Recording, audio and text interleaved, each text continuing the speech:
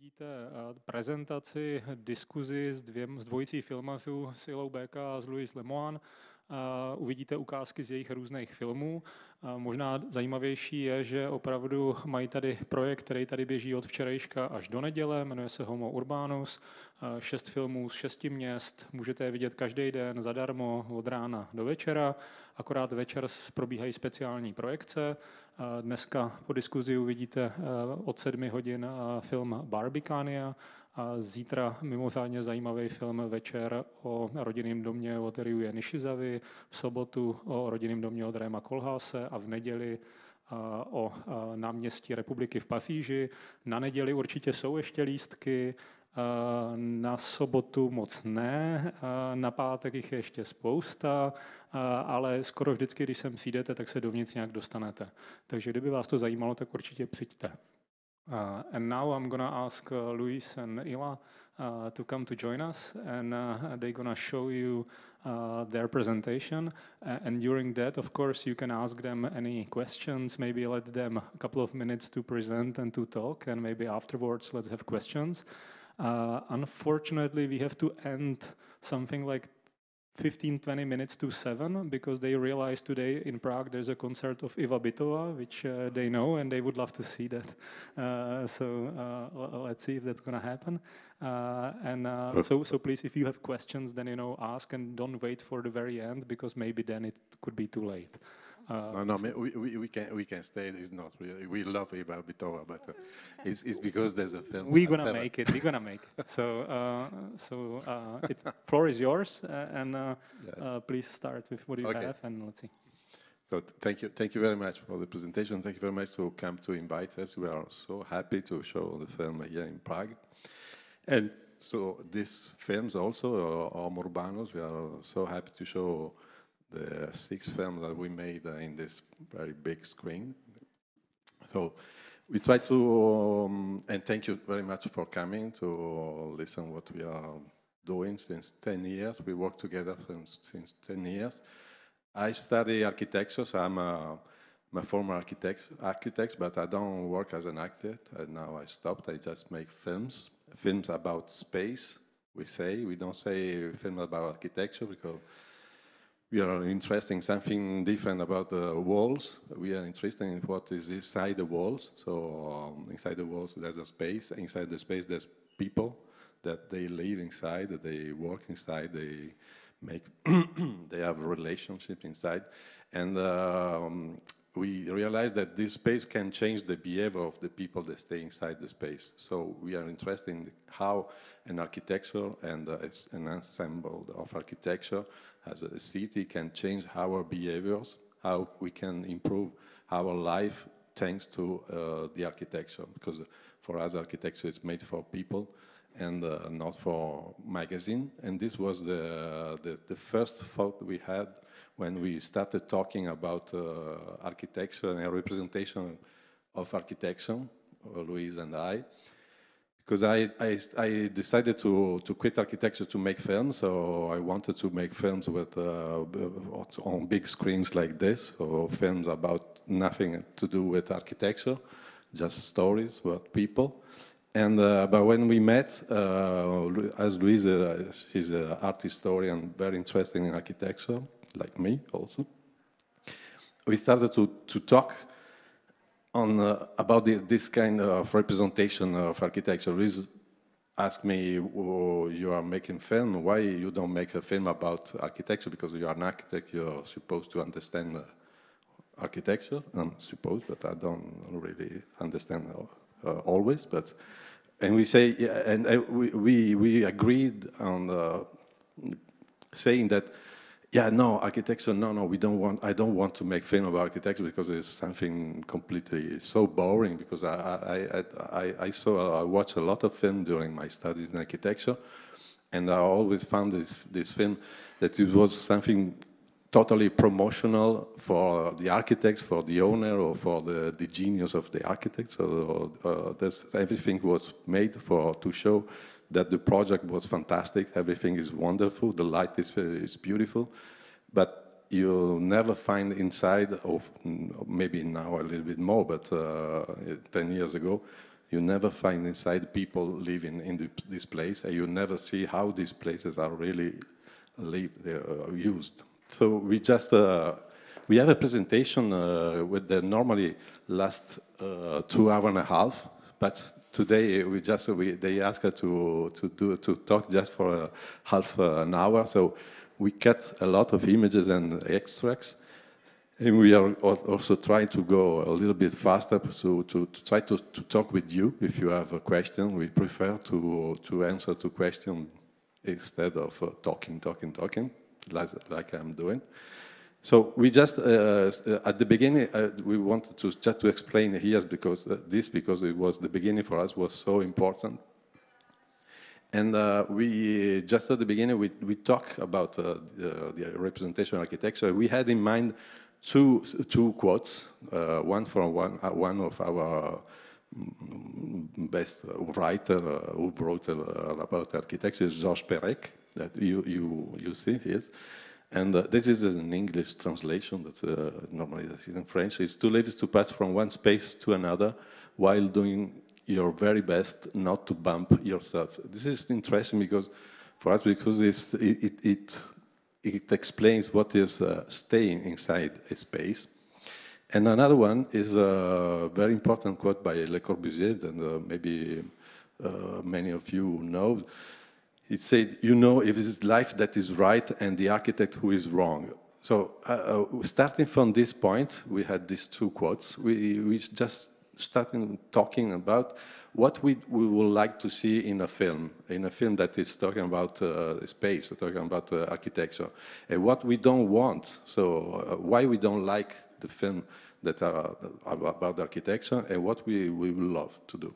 So we started to write a list of things. We really wrote this list. I remember we were in an airport, waiting for a flight, an airplane, and we were in front of these windows in the airport, and we were talking about this list. So we were putting in this list a lot of things that I will talk about, but just watching us this kind of lights on the sky, and so we continue talking, and at one moment, it was this man is entered in the image, and he started to clean the window. So we continue to talk about this point. We just went in a piece of paper. We wrote on this piece of paper our points. And the moment when I was taking these photos, so I took these two photos, and the moment I took the third one, that it was, and it still is, a very important photo for us, because we understood something that we wanted to have in our films. This is the saint of maintenance and cleaning for us. It represents for us our God in architecture. So the saint of cleaning for us, it was so important, because we realized at this moment that is this that we want to see in a film. Is this want to see in a representation of a space or of on architecture. We want to see something that you never see. Is not only people moving around in the space, but also people that are working on this space.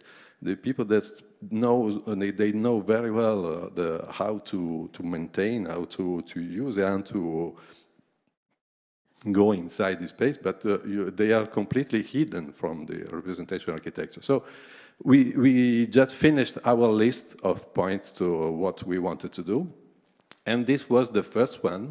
We put it like this to be more clear, but at our first point, we wanted people, so we wanted to see in a film a lot of people, more than, as I said, more than walls.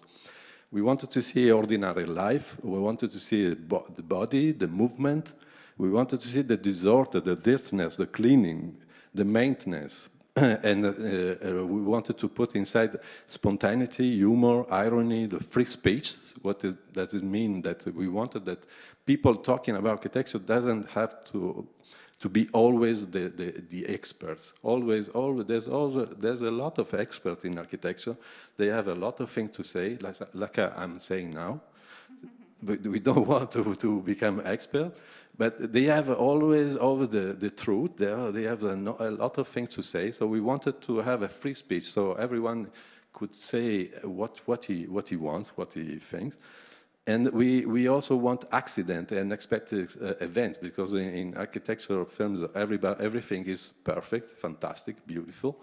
And so we want to also film with the bad weather and with the rain. You never see film or pictures or photos about architecture with rain or the bad weather. We have a lot of friends that they are photographer for architecture. And they know very well when to take a photo about architecture. It's always at the end of the day, when you have the sun is going down, or even if you can, because it's raining, you can't. So you wake up very early in the morning and you have the sun is going up. So this is only the two moments they take photos on architecture. So we want also bad weather. We want also to fragment, to deconstructing the power of the image, fragmenting the film. All the film about architecture is, they explain everything, and at the end we have understood everything about the space, the architecture, so we are happy. We don't need to go there to understand how is this building, because everything is in the film. So we have the truth, and everything is closed, and the film is a complete piece that you can't add anything. So we wanted to make a lot of fragmentation, and so at the end of our film, we are happy if you don't understand anything about the building. If you're completely in a sort of confusing, if you're completely confused, we are very happy for this. And another thing was the iconification. We started 10 years ago, and it was very, very strong, this kind of starification of architects. I think today is the same, but at that moment was very, very strong. So we wanted to work on architecture that was the really icons and de-iconized. It means can we talk about this kind of architecture? Can we talk? Can we criticize also this architecture or not? So to fight the iconification of the architectures. And just I go very fast, but I'm talking a lot. The music, we wanted to put music, but not as a background, but as a character. And this point was very important for us. We didn't want in the film architects, owner, expert, and public relations. So what we are going to film? We just wanted to experience a space and not teaching, not explaining. We don't want to explain because we don't know what to explain. And the last thing, the most important for us, is we were looking for the emotion of a space, what the special poetry, what the spaces can give you, like emotion. So when we made this list, we said that we have to make a film, so let's create a script. We didn't want to create a script like you do in cinema normally. So you write in movie making, you write a script. I made film before doing this film, so I knew a little bit because I don't study cinema, but I read a lot about making films. I say, wow, this is horrible making film like this. So we create a sort of script more related to architecture than movie making. And we create this script that for us it was the script for a new film to do. So as you can see, you have all this point that we talked about just now. And this was the beginning of our film. So we said, okay, now we have the script, we have the ideas, we have the points, we have the script. We need the idea of the film. What we can put inside of the script. What could be the center of the script.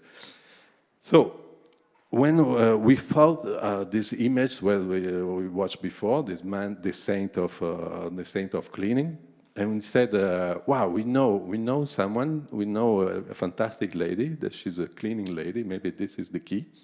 We can put in the center of this script a cleaning lady, because we know that she knows very well the house, and she has a very, very free speech. So we had the luck to know this woman, and yeah, this is the extent. And so we thought at this lady, and we went to her, and we just asked, "Can we stay with you for a while, just for a week or 2 weeks? Would you just say how do you live or how you work in this place?" And so this made the film, and this is the beginning of the film.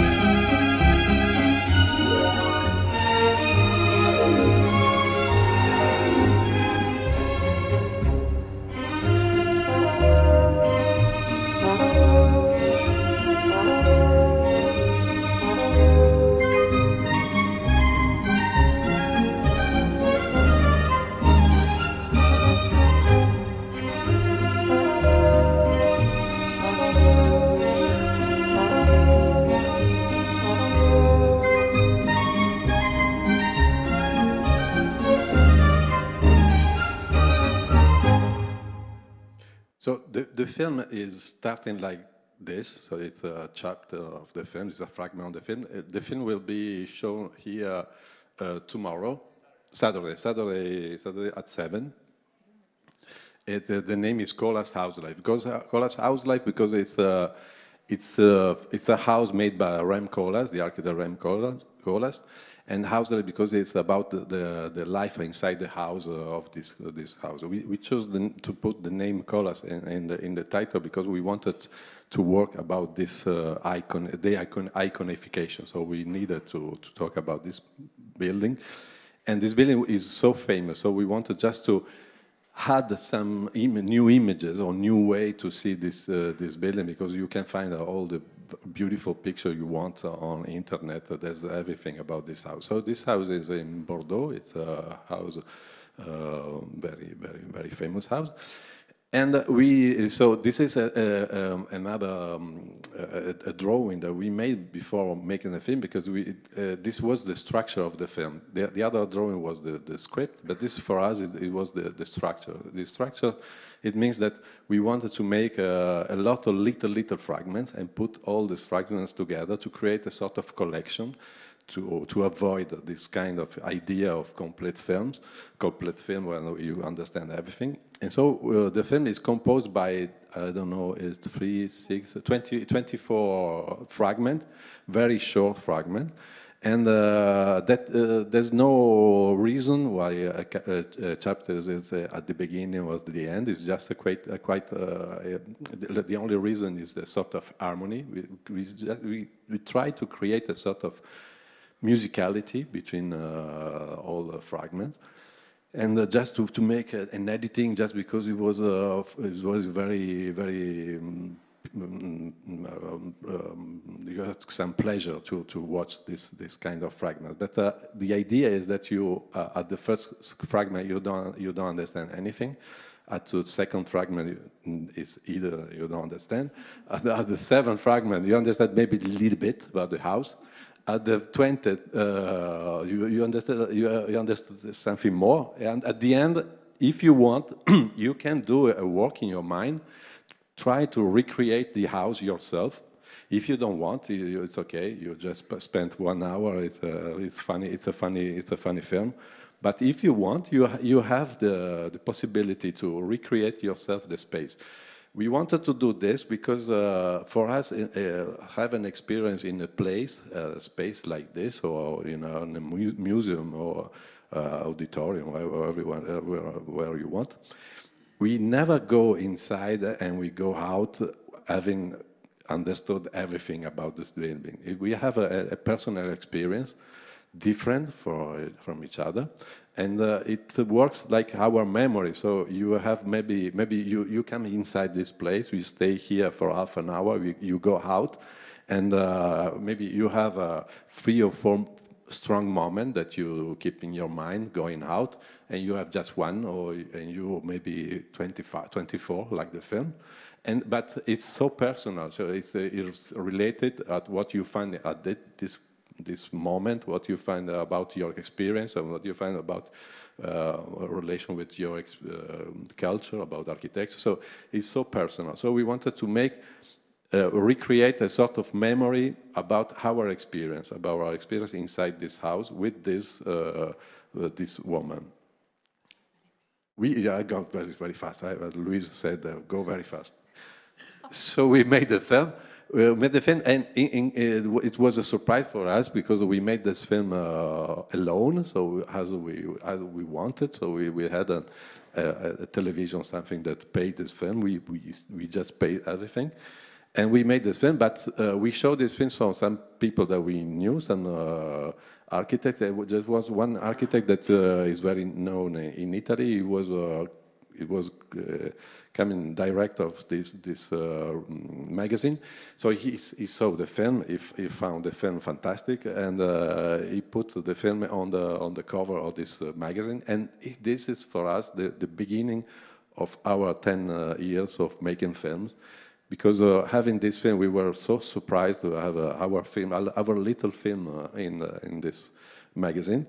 And thanks to this magazine, also, the film has been chosen to the Venice Biennale in 2008.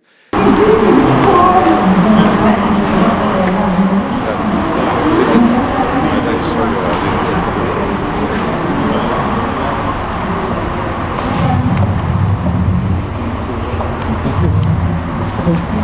So we had an incredible success at the Venice Biennale, and we decided to create a book. It was we did the book. We don't have the time to explain you to all the adventure about books, but we made this book with a DVD inside, and that's the end of the first film. So I just wanted to you stress me with go. So now I don't know what to say. This is our filmography. So as you see, we can talk for 3 hours to talk about every film because I spent half an hour for just the first one. But don't worry because the other will go very, very fast. Because the first film for us is very important. It's sort of manifesto. And we change just for the next 6 films, just the scale of the film, but we use the same methodology, the same manifesto. So maybe Louise now is say go fast, so you say okay, go. Let me see how you go fast. Okay, give me this. Okay. Yeah, maybe it was important maybe to give a lot of information about the first film because it was really a sort of matrix in terms of themes and methods which we tried to develop because some people said, oh, okay, it's a nice film, but you will never be able to make a second film. So we said, okay, let's try to make other films. And so all the series we did afterwards was to try to understand if the same methodology, the same typology of look upon very iconic architecture would be worth and interesting. So we chose intentionally very well-known sites and architects. The first one is by Herzog and de Meuron. It's a small-scale project, but quite interesting for the life it has. It's in the vineyards of Bordeaux. And so we stayed with the grape pickers. I'll use this one maybe because this makes a little bit of sound. And I'll go fast. Inside Piano, actually, it's 3 films about 3 buildings of Lorenzo Piano. This one is about a church in the outskirts of Rome, by Richard Meyer, and it's a film more about the relationship between the area and the people living around and the church. And this is the famous Guggenheim Museum in Bilbao. After this series of films, so this is the new form of our script with enriched themes and perspectives. So it's true that we are not very scholar in the way we create our films, and we like much more the idea of putting in connections, different elements, and we think it's a little bit more dynamic than writing everything. Because TV production really pushes you to write your film in a very, very precise way, and so we much prefer play with improvisation, and so that's why we just know the thematics we like, and then we improvise in how we make it. And so let's say that the first films we discussed about were in production terms quite interesting, because it was completely auto-produced, and we became publishers in order to sustain our production system, because the sale of the books were the economic source to make the other films, etc.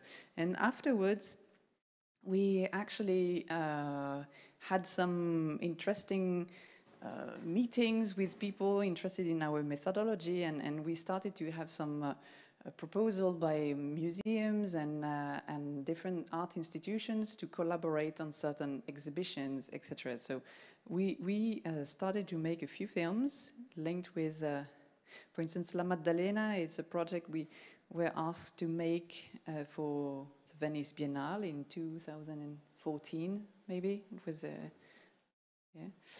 Barbicania, it's the film we'll show just afterwards. So Barbicania, maybe you will discuss a bit more afterwards. It's a film which was commissioned by the Barbican Center, the art center within the Barbican big project, and they wanted a portrait of themselves for an anniversary, and so we just said, okay, let's do something about you, but in the broad sense of not only the art center, the full project, the full area. And the idea was that they would help us to find a flat and to live there for 1 month. So we took the map of London, we cut a little piece of the map, and we said, okay, this is the Barbican, and this will be a new city for us. It would be like, you may all know the project of the Barbican, and so it's like a fortress in itself, a city within the city, and you can almost live your life within the walls of the Barbican. So that's what we did. And we tried to become some residents within this community, and to make a film through all the people we met during our stay. Oh, sorry. So yeah, Barbican was becoming a sort of land in itself, a real country. Here are some views from the towers. Yeah, so. Tu veux dire quelque chose? Ouais. We don't have time, you have to go very fast. Yeah, very fast. So, actually, it was interesting because we were growing in scale. It was a huge, you know, Barbican is an immense estate with more than 2,000 flats, one of the most important art centers in Europe. So it was a real piece of city to deal with. And so we had to invent a new structure, still working with the little fragments and still working on the idea of exploring an architecture through an explosion of time and space. And so we used the calendar of our stay and as a structure of the film. And so you have a view of the various chapters. This is one of our favorite characters of the film. Another one, another one. And there is a small extract. Sur celui-là? Ouais. pas? Je crois que j'ai oublié mon français un peu, parce qu'il y a 63 ans que j'habite ici. Hein. D'accord. 63 ans, moi j'habite ici, moi j'habite dans le coin. Yes, I'm in the corner, I'm not in the carpeted place, you see. Well, I mean, must put all the lights on for you in case you fall down. Now we put the first light on, hold the door, and the second light on. There we are. That's my abode, my miserable abode. Ça devient de pire en pire chaque année. Il y a 2 ou 3 ans, c'était encore possible, mais maintenant, ça devient totalement impossible. You see, all you see here is the dust of 44 years, you see. 44 years old in here. It hasn't been redecorated. Well, it's been washed occasionally, you know, but it hasn't really been redecorated. Ah, oh, mais il y a longtemps de ça. Ouh là là, oui, c'était... Vous étiez... Oh, il y a 20 ans de ça. Vous étiez actrice? Oh no, not at all. No. I just was a housewife. I was the wife of a very difficult husband. My husband was worse than Randolph Churchill. I don't know if you heard about Randolph Churchill. You know, he was impossible. Well, my husband was more impossible than Randolph Churchill. You are so. I had to live 32 years with an impossible man, but still I got very attached to him, and I missed him terribly after he died. And I never found any, you know, anything of that sort to deal with since. Oh, il était, son dieu était la voiture. Il était pilote de chasse, mais il ne voulait pas être pilote de chasse. Il voulait faire la course Formule numéro 1. Il adorait les voitures. Alors pendant 32 ans, nous avons eu 32 voitures, parce qu'il changeait de voiture chaque année. Et il leur donnait des noms charmants comme Isabelle, comme Tixi, comme Monté, etc. Et c'était ses objets favoris, n'est-ce pas, la voiture. Moi, je venais après la voiture, n'est-ce pas? Je comptais pas, moi. Il fallait pas que je touche sa voiture, il m'interdisait. Il me disait que si je voulais conduire, il fallait que j'achète ma propre voiture. Oh, he said women were so incompetent, you know. Women are stupid and incompetent creatures. And he kept on saying to me, I was indestructible and he must kill me. He hates me, he must kill me because I'm indestructible. Instead of saying, I love you, he said, I hate you. I said, you understand, it wasn't always easy. It was sort of upside down, lopsided life. We used to go to Scotland back in one day, you know, sort of thing. Unbelievable, you know, sort of strange existence. Ah, there it is. Okay, don't worry. No, well, I have to find my dear husband. It's in a...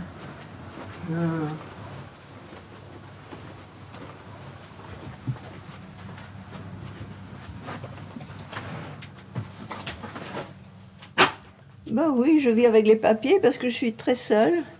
Because I'm so lonely. Papers are my friends, you see. I haven't got any... Ah, gosh, where am I? So I'm always terribly busy. Keep busy. That's the solution when you grow old. You must keep busy. Otherwise you turn senile, you know. La pollution. Et alors, quand je ne peux pas sortir, quand je ne peux pas faire les choses que j'ai envie de faire, je suis très misérable. Alors je me disais, si ça continue comme ça, si je suis malade, si je suis éclopée, je préfère disparaître. C'est-à-dire? Be no more. I mean, if you can't live your standard of life that you're setting yourself to, there's no point in continue on living, is there? I have no inheritance, I have no children, nobody, no close people, so what's the point? Soudain, je vois pas de solution pour rien. Je trouve que la situation est désespérée, il n'y a pas d'espoir, il n'y a pas de futur, il n'y a rien. Alors, Alors je me dis, qu'est-ce que je fais ici? C'est inutile. Hein? Okay, so you may ask yourself, but what about architecture? Do we talk really about architecture? But it's quite difficult for us to show extracts of our films because we base our films, as Ila said, on a composition of a collection of fragments, and each of these fragments are really deep immersions into the life of some people we meet. And so each of these little chapters help you to understand a sort of anthropological portrait of a place. And we actually use the same methodology in a building in Denmark. It's a quite recent building by Bjarke Ingels, the big studio in Denmark. And it's a rather smaller community. It's 500 apartments on the outskirts of Copenhagen, looking at a beautiful preserved area. And we stayed in the building for 1 month also, being a resident in one of the apartments. And so we are going through the building. All the yellow points, you see these, are little stories in the film. I will show you a quick extracts also.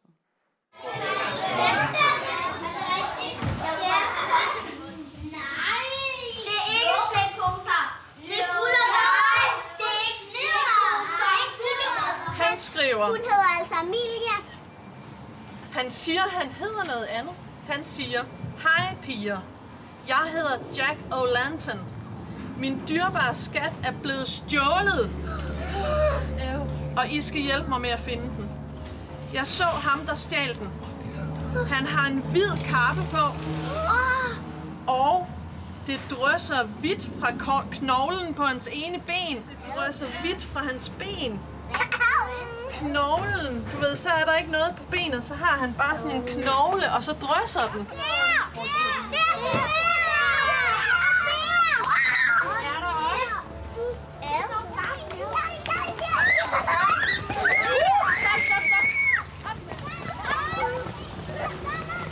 Hej piger, har I fundet tyven?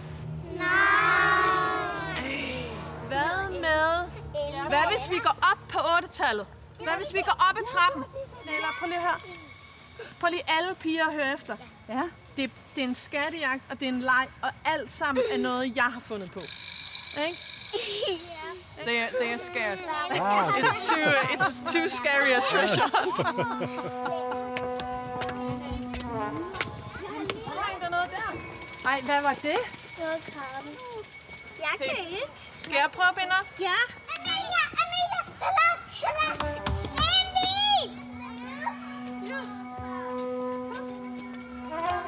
Hej piger. Nå for søren. Har I stadigvæk ikke fanget ham? Nej. Okay, nu har I ledt oppe. Der var han ikke. Tror I, vi skal lede nede? For eksempel et sted under jorden? Ja? Nede i kælderen.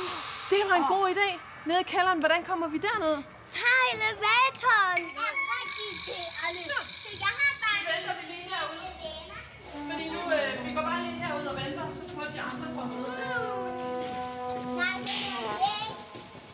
Så skal vi gå og se, hvad de er alle sammen har. Jeg har fat i det. Nej, det har jeg ikke. Jeg håber ikke det. Er det rigtigt? Jeg tror godt. Hvad er det? Er der en sæd? Ja, hvad?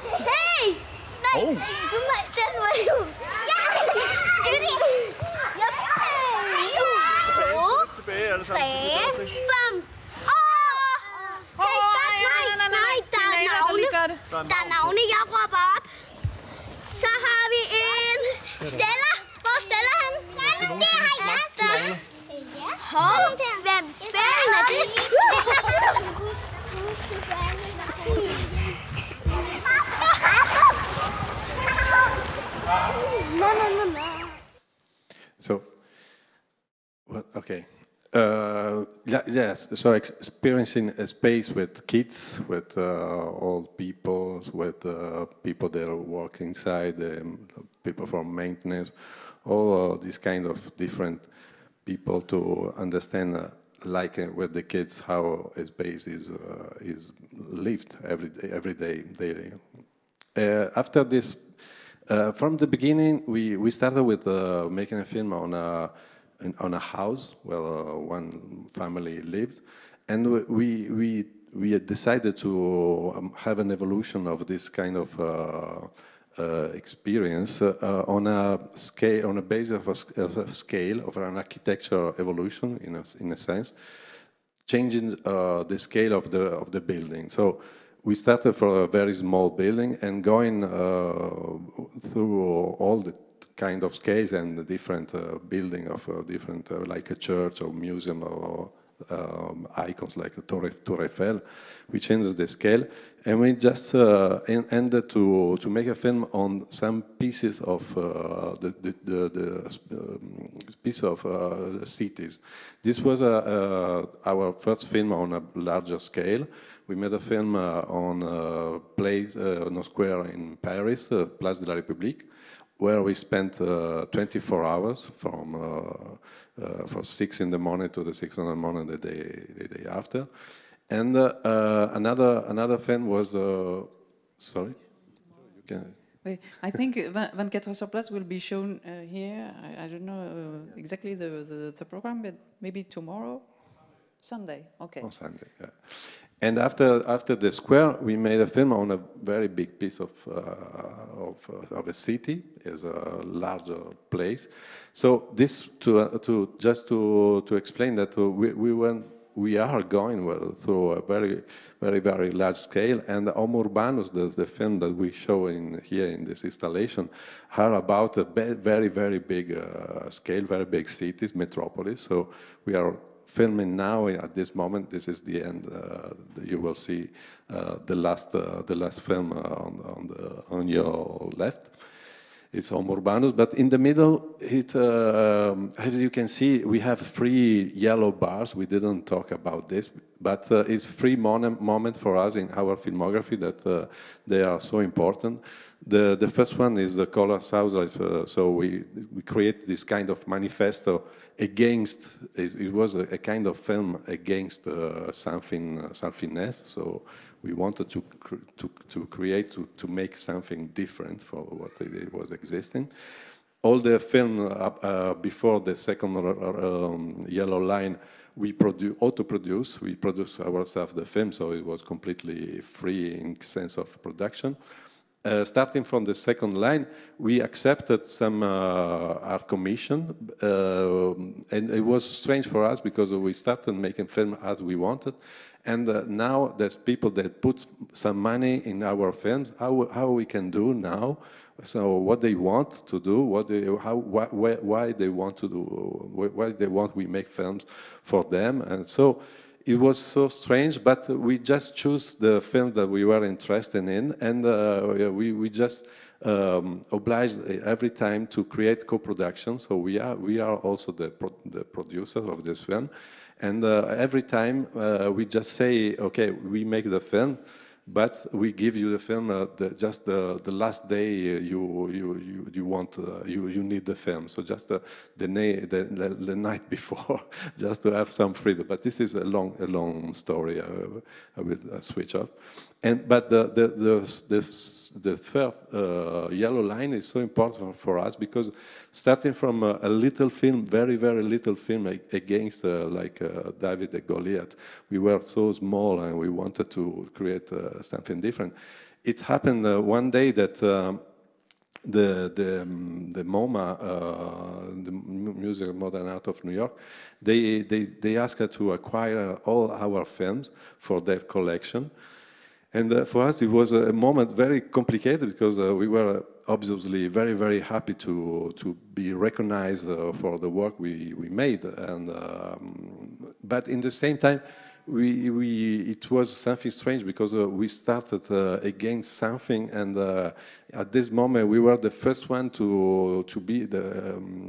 They wanted to create a new collection of film inside the Department of Architecture and Design at MoMA, and they chose our film, all our films. All the film we made before just light, they wanted to acquire all the filmography. So completely, and we say, wow, it's fantastic. But all our friends also said, what we are going to do now? What is it's finished. You have to stop, and now your work is finished because you made this kind of. So we chose for the communication of this event, for us very important event, to stay in front of a wall. This is a wall in the Barbican. We just took this photo in the Barbican by chance. We didn't think that one day we could use this photo, and we put this photo everywhere because wow, we are in front of a wall now. We don't know what to do. We are completely confused. What we are going to do now? And this is still going. This is reflection. But in the same time, we were working. This is there's some DVDs that we realized, but so it's not important. We were working on other two films that we finished before the Homo Urbanus, and it was a kind of also two films that was a kind of closing the chapter, because it's two films about two men. They are living in two completely different way. This man is a man that lives this one. He lives only in hotel rooms, so he doesn't have a house. He had a house, but now he rents his house by a rented platform. He decided to live only in hotel rooms. Every night at 7 or 8 in the night, he has an application, and he looks where the best hotels in the city where he lives. They sell the hotel room for 10% of the cost of the room, because they have to fill in the hotel. So he lives almost every night in a different room that he buys for anything, for nothing, and he doesn't have. And now he has his business works so well that he has not one house but 7 houses. That he doesn't have the house because he sold the house to a company, and now he rent the same house from this company, and he rent through the. It's a little bit complicated, but you have to watch the film. So it's a film about a man that he lives in a room, in a hotel room. That's fantastic. So this is one of the hotel rooms.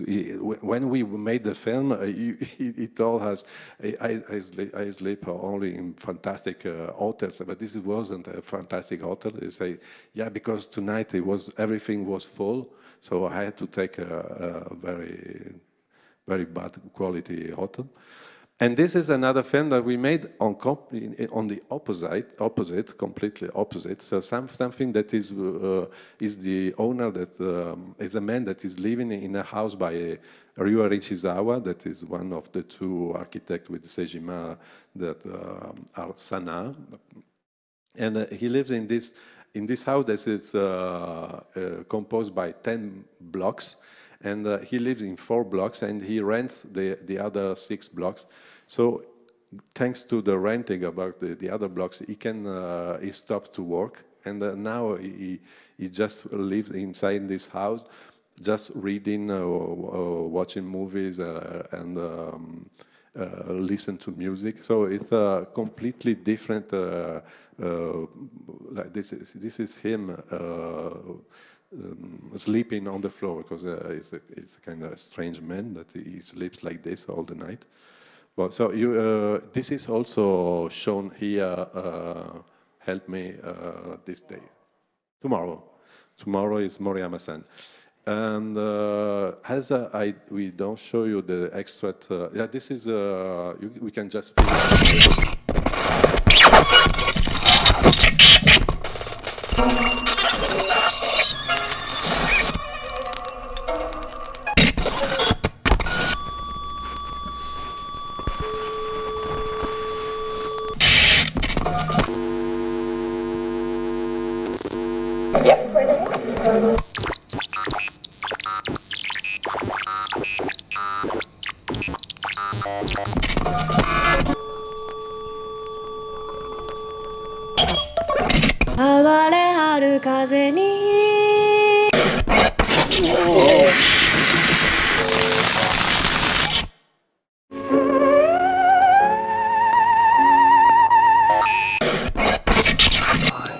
Happy birthday. Not my birthday.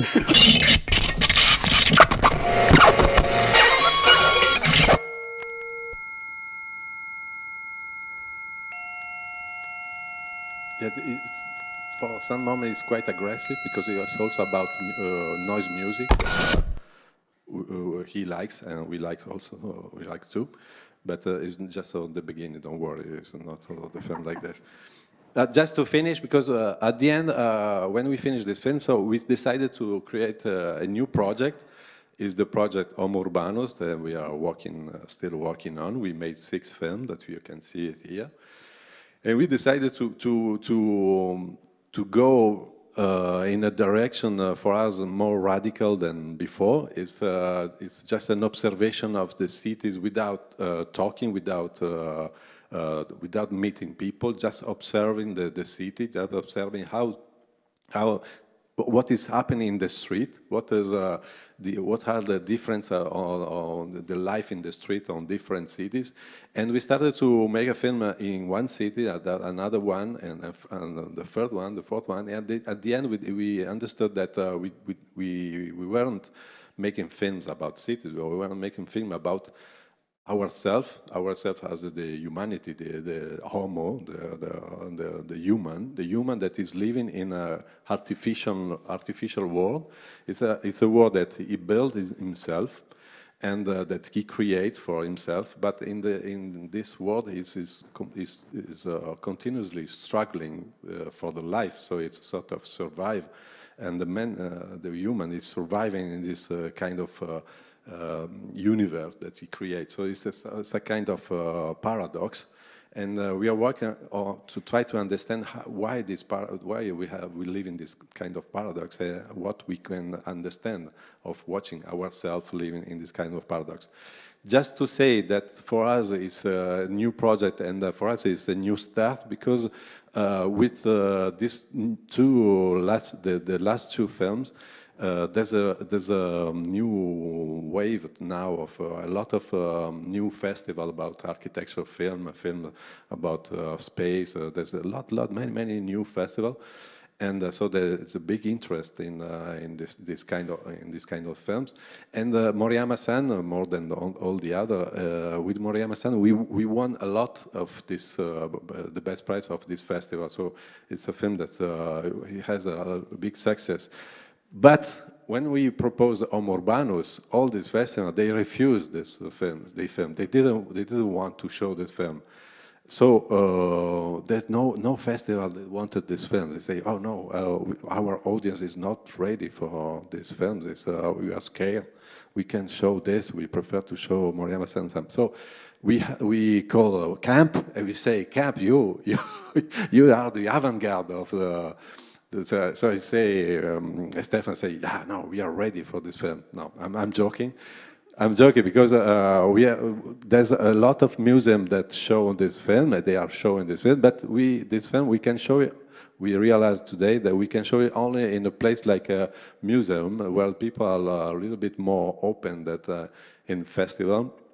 I don't know why. You can now we can open the discussion. You can say what you think, and Adam also, because we are very interested in what the people think about these films. That it's true that a little bit complicated to watch in a way like you watch a movie, but oh yes. Does this work now? It was a run. I'm so tired. This work. I think now it's really time to have questions. I have a lot of questions and I could ask, but I can ask also later once we're gonna leave. So you can ask now. There's one microphone over there and I have one in here. So just please, wave your hand and immediately we are at your place and you can ask whatever you want. Yeah? No, they would ask. Yeah, now go. Hey, thanks for your great presentation. I would like to ask, how do you work with your main characters? Are you directing them? For example, in a Japanese movie, do you say your character, hey, could you just read book in the window, or it's just natural? No, never. But in this case, it's so natural because I don't know why it is so natural. I was surprised also. I spent with them alone 1 week with them, and he didn't care. He said to me, I asked her, can I film you for a little while? I say, yeah, you can do what you want. Okay, just film. And after that, I just asked her, can I stay a little bit more? Yeah, you can stay. You mind if I film you? You say, I told you, I don't mind. You do it. So. I think it's so natural because he doesn't mind, so it's not a problem for him. So he's not really interested in this. And I think there's a lot of people like this. All of the film we made also in Japan, they see that we film, but we never have a big camera, so we have always a camera like this. So we are very light, and we never film like this. We film always like this, just to watch on the eyes. And this is so important for to have a relation with the people. But when as we are very polite and very respectful, yeah, I think normally the people they accept. But in Homo Urbanus it was difficult in some places because there's some cities where you can film they don't like. For example, in Rabat in Morocco, they don't like, so you have to ask before. But you don't ask to do something because they don't want to do. You just ask, can I film you while you are killing your chicken? You say, yeah, okay, but you have to buy my chicken. Okay, I will buy the chicken. The dead chicken, it was so horrible. I might have one question to Louise. Actually, the very first film, some of my friends have seen it and they've been surprised that it's actually quite critical about the house, that there's a lot of issues. No, it's this kind of leaking scene. It's a drama or something like it's surprising, how many kind of damages it has and so on and so on. And in other movies, you are sometimes also critical. What about the reactions from the authors and from the architects? Like, have you ever received any reactions after the movie has been done and shown that, for example, they would be either unhappy or happy, or like they got in touch with you? Yes, but as Ila said, the first film. For us, we were a little bit aggressive because it was the first film, we were younger and maybe more. Because the purpose was really a sort of introducing a sort of crack of reality. We really wanted to stop this sort of masquerade of nice images about architecture and create debate about what we could show about the building and how we could talk about its humanity in a certain way. We all know that we are not perfect, and we all know that we have a lot of defects, and during all our life we try to understand how to live with these defects, no? And so the first idea of the film was a little bit this: how we could talk about an incredible building, which beauty has not to be defended anymore, but we wanted to introduce some more complexity. And so we had the chance to start with a very intelligent architect, and with whom the debate and the discussion could be rich and interesting. And so after completing the film, we brought the film to Colas, and we made an interview, a short interview, which is in the DVD actually. And we were discussing with him if it was an interesting point of view, if it was worth showing this aspect and enriching maybe the idea we could have about such buildings. And as I told you, afterwards we met other architects much less interested in this kind of approach. And maybe the most interesting reaction about architects was Colas and Renzo Piano also. Renzo Piano was really interested because himself is very concerned about the afterlife of his buildings, because it's frequently architects, as you may be, work so intensively on an hypothetic building before in the conception phase and in the building, and after it's delivered, people live inside and you don't have so much access to it, and you go to another project, etc. So you don't go back so much, even more or less, even more if the building is far from where you live or work. And so we were very much interested into bringing this kind of document, which was not which could bring to the architects even some surprises. And so yes, sometimes we had very interesting reactions. For instance, Frank Gehry said, okay, maybe I'm too old, but I don't understand the point. But I'm respecting younger people, and so do whatever you want, but this is not the way I would represent my building. And so it's interesting to see this kind of dialogue we could have. But the idea was really to, as Ila said, to avoid a certain discourse about architecture, which was mainly maintained within a professional world.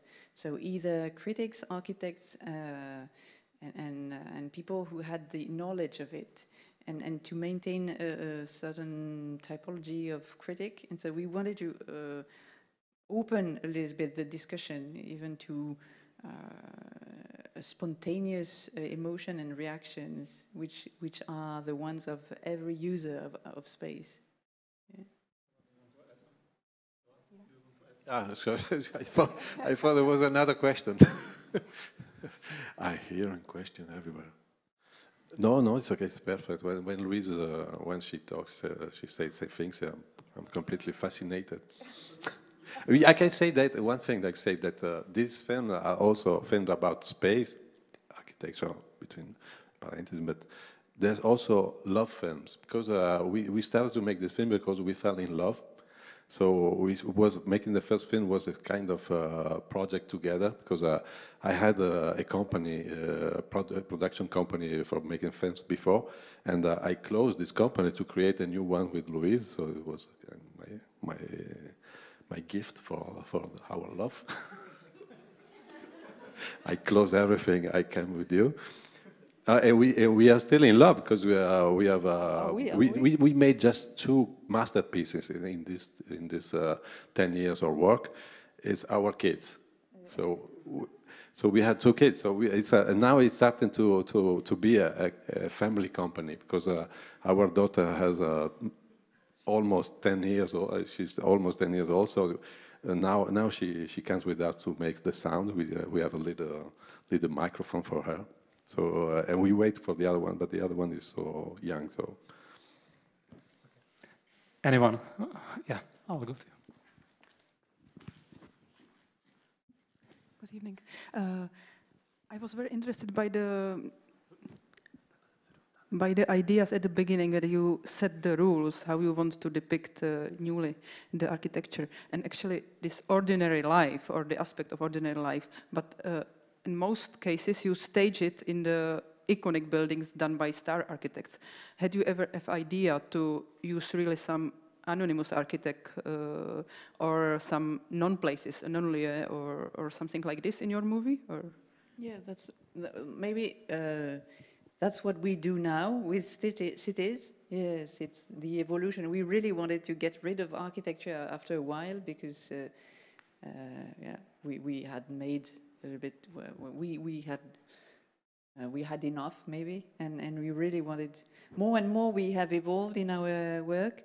More we were interested in talking more about human being rather than just architecture.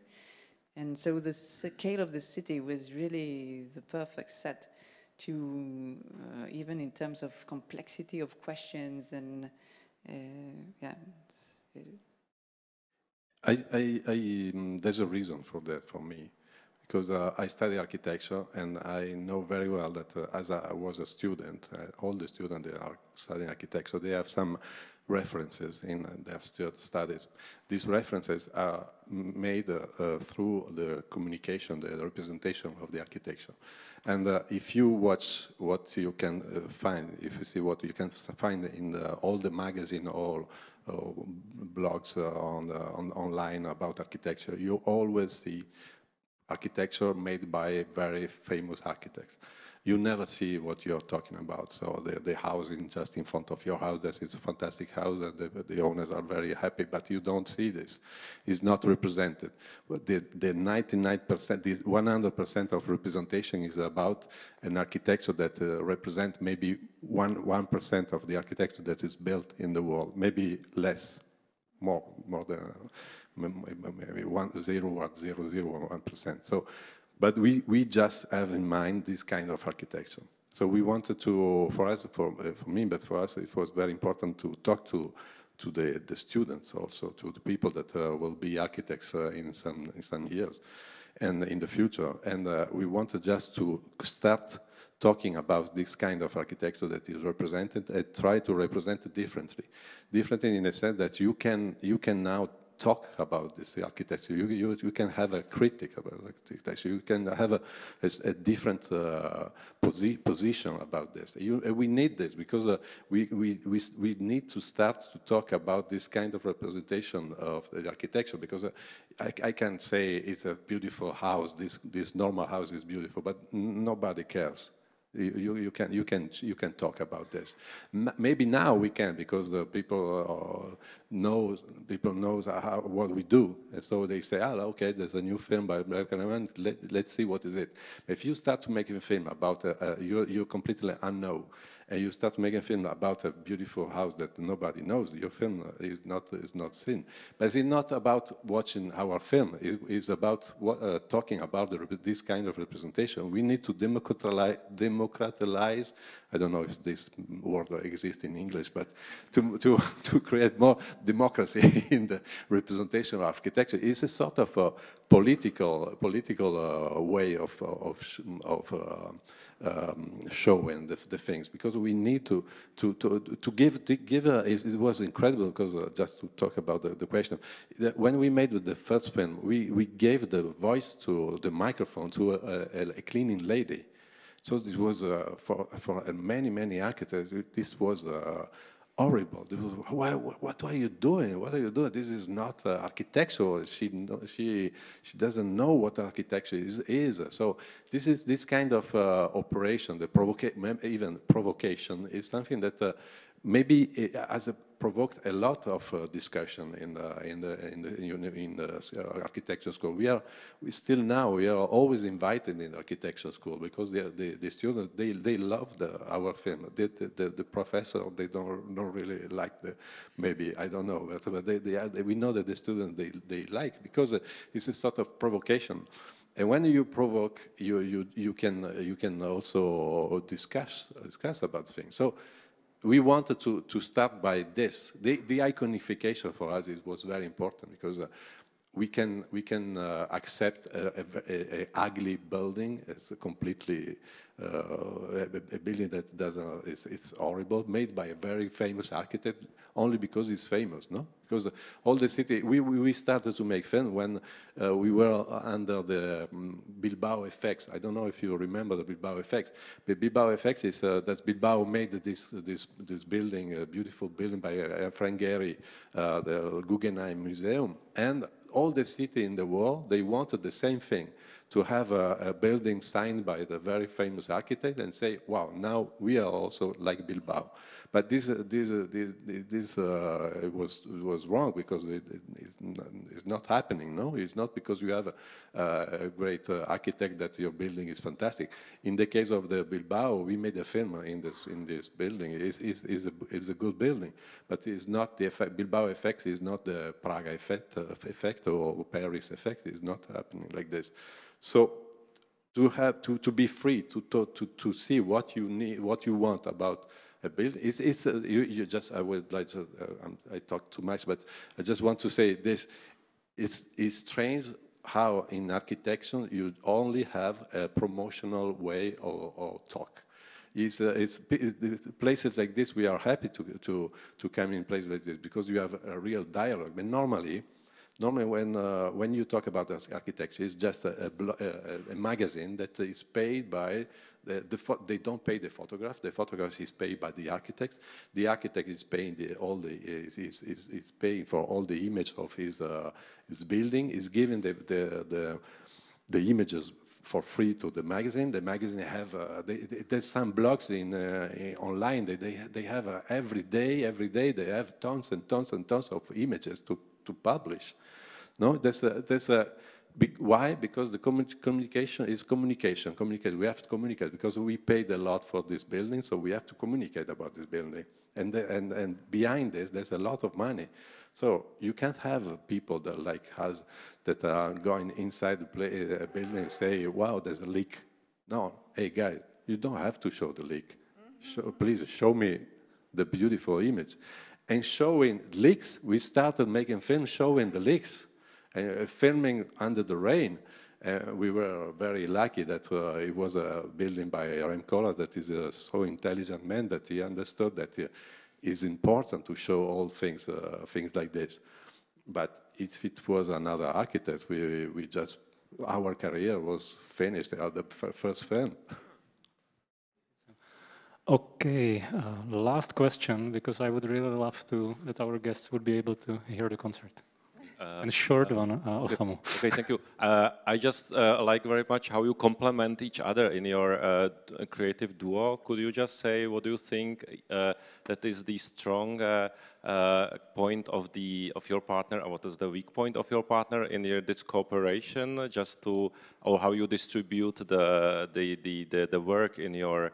Because I'm supposed to actually introduce the Moriyama House film tomorrow, and my understanding when reading the description was that it was filmed just by Ila, and was it an exception or how you actually?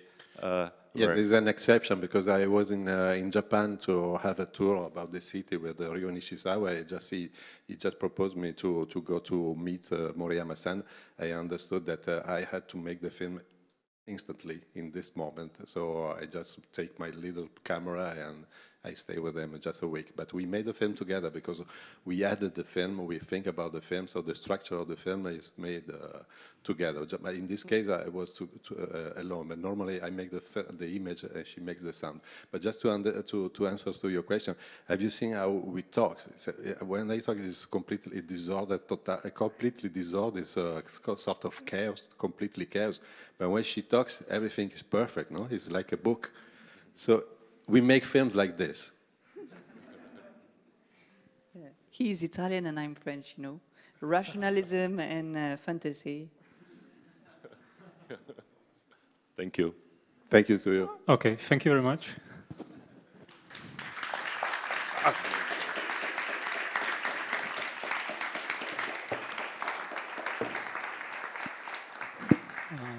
And please stay for Barbicania. And as I should say, really, still there is a possibility to see all the movies we discussed. So come, or say to your friends and come to see that. Yeah. Thank you very much.